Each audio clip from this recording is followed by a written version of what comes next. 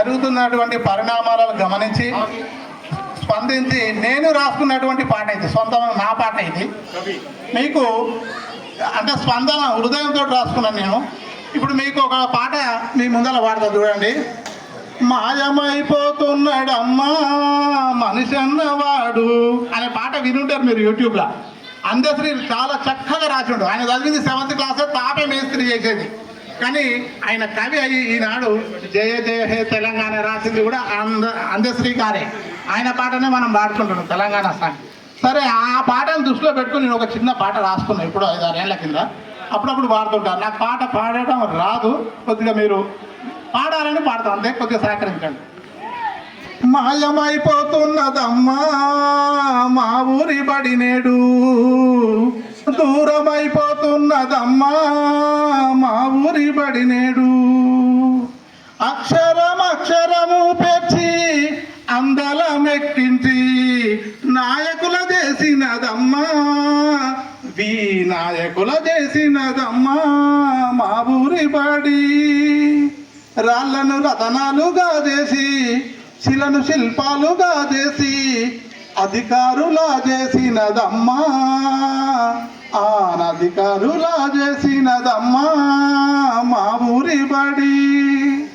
మాయమైపోతున్నదమ్మా మా ఊరి బడి, దూరమైపోతున్నదమ్మా మా ఊరి బడి నేడు. గుడిసెల నుండి పరిసెల నుండి వచ్చిన వారిని సెలయేటి తీరము తెచ్చినదమ్మా మా ఊరి బడి.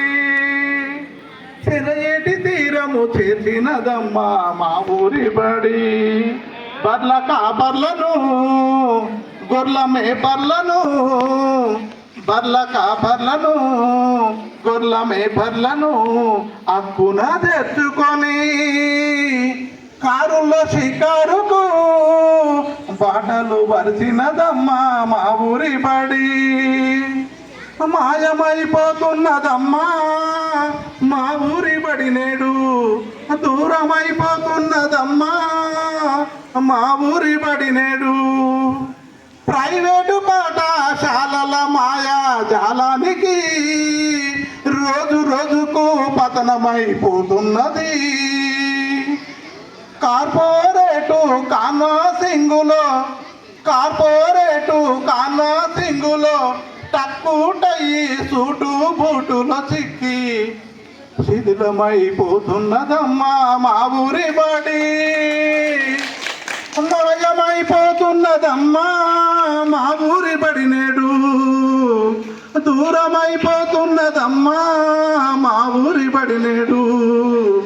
మాయమైపోతున్నదమ్మా మా ఊరి బడి నేడు. Thank you sir, thank you very much. నాకు అవకాశం ఇచ్చిన పెద్దవారికి అందరికీ కూడా నమస్కారం తెలియజేస్తున్నాను. Thank you sir.